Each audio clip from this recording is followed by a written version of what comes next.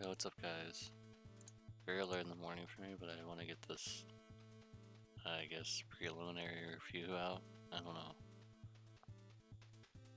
So, there is something I want to talk about in a bit, but for now, we're gonna get into other stuff, like these finger stab is whatever. Get that on Odin just fine. This is useless, but it's an AoE attack, so it would be useful in story. Something similar to the regular Axstar, so you definitely want to use this for his fire abilities.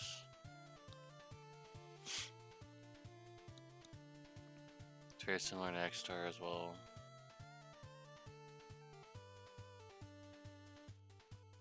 But why would you want to use the other one when you have this?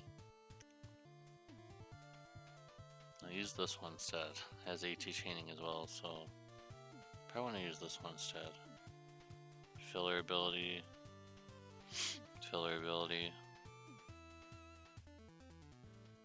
Definitely want to use this. Filler ability. There's so many filler abilities, guys. What? Why are they doing that? Whatever.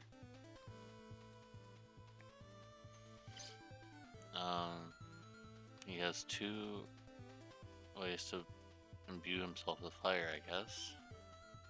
This one is a backloaded hit, while this one is just a regular hit. This one's AT Chain, while this one is TR.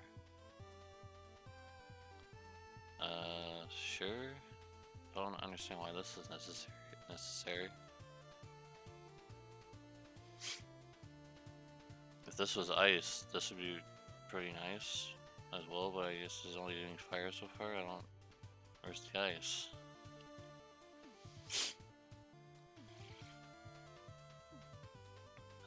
This one.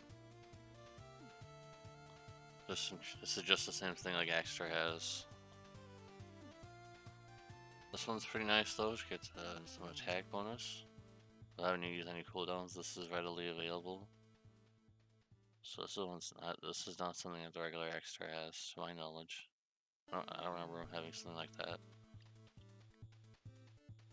So this one is probably, I think, is his main chaining, but it's, Jesus. Oh, that's his level. I thought that was his MP usage. I was like, what? 62, so that's fine. So this is probably gonna be his main attack. Modifiers are low, but he increases them. Remember, he is a stacking unit, which is the meta, and besides stacking damage is the meta. So let's see what he can use.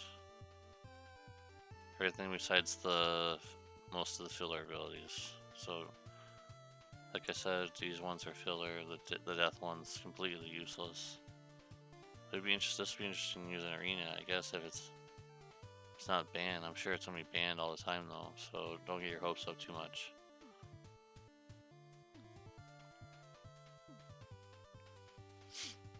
AR chaining, just like his Axstar, like his other can do, and this one is very interesting. However, I will caution that yes, he can do bolting strike, but he does no ability to deal lightning damage. So you'd have to equip a lightning weapon onto him, and then you'd have to lose the fire to chain with Esther, and you'd have to single cast this move. Plus, you'd need to stack it a few times in order for it to deal any kind of damage. So, yes, it's interesting that he has bolting strike, but there's some limitations on that for now.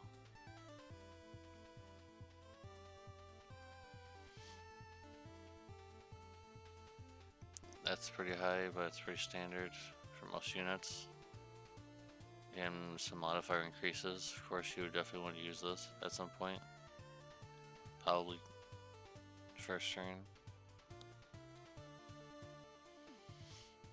Wait, what? This can't be right. You only gets triple cast for one turn because it counts for the turn you use it. That's not right. I mean, yes, gives him mod boost and everything. We only get triple cast for one turn. What? This is pretty high. Actually, this is might be the one you use.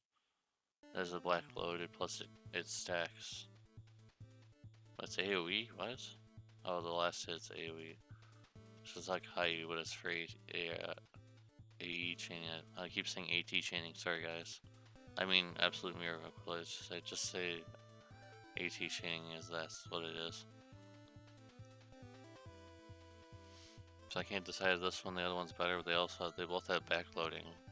But this one's just single target, and this one's AoE. So I don't know. This one's much lower mod, but it's AoE. So if you need those kind of things, I guess. I'm not really impressed so far. This kid's not screaming OP or anything. It just screams another damage dealer. So far that's good. I'm tired of the OP stuff. Esther should be kind of setting the bar for a little while. Let her shine. Don't power creep her already. Dual wield whatever, katana wield whatever. We'll find out what this is. 5% is okay, but he actually gets 10-15%. As I say in all my videos, this is useless since you're equipping him with 100% stat resistance at some point anyways, with bosses and such. This is very good. Actually, this is a lot of stats. This has already been mentioned. He has 200% cap, which I assume is right. Because his modifiers are a little low. On the low side, it takes him a while to get stacks up, so it evens it out. He's not super strong turn 1 or turn 2 or turn 3. But maybe turn 4 and such. Whatever you get his triple cast is what he's gonna be the strongest. Because that means he gets a shortcut in getting his mod boost up. Plus he has the chain cap, which shouldn't be seen for yet, but apparently it's here. He's gonna be quite strong, that's for sure. Sorry for the sniffling. Hey, we'll say that his Team R being equipped is a little disappointing. Like, it's not that great other than getting 100% true dual wield. It's nothing else. He doesn't get anything else, just this counter ability. So hopefully the counter ability is good. And we'll see what this is. This is nice, although 50% is a little low. I'd hope that would be a little more. So he's 100% because of his TMR in his kit. That's all he gets, so we'll see. There's no 120, so this is not done yet.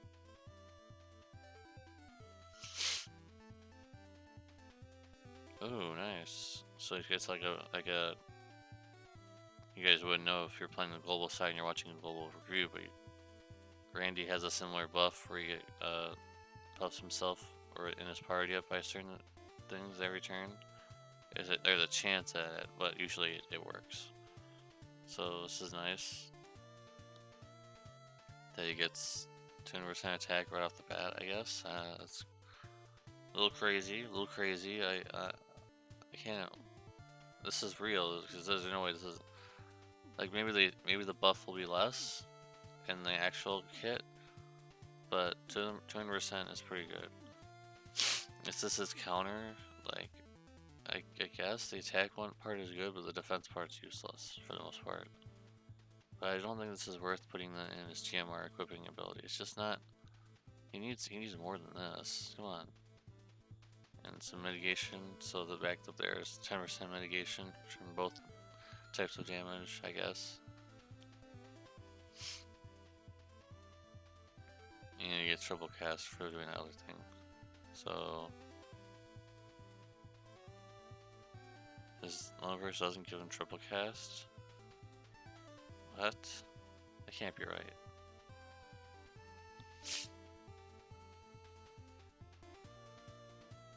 I mean, it's pretty high, but like, doesn't get triple cast. So he only has one way of getting triple cast. His modifiers are bonus buffed up, but like, come on. Where's the triple cast? Let's refresh the page here. Oh, it's 120 as this move. Whoops, my bad. My bad. 4 in the morning, guys. 4 in the morning. I just don't use that as my excuse. Again. Oh, we didn't talk about his TMR, but it's like a poor man's Prish hat, or yeah, because it has less attack than her hat, and this gives 50% loan Prish and 20% MP. It's not finished yet, but I remember that was from the TMR. And the STMR, that's nice, I guess. Similar to Satan's. Has slightly more attack in both aspects. It has 40% attack and more attack there, but doesn't really do anything for him otherwise. I don't give him any mod boosts or anything. So this guy is UOC-able. If you didn't get Esther, maybe you can go for him. Do I think that he's worth the UOC? Maybe. Esther is still in the pool. You can UOC her right now. You don't have to wait. I feel like Esther is just going to be overall stronger for the current time, because he doesn't get very many ways of doing triple cast. He only gets there for 1 turn, so I don't think even you rush to get triple cast at this point. You just get it stacks up a little bit and then you get triple cast. That's just my early opinion. I'm sure people have already. I think I read that people already did a rotation on him, so.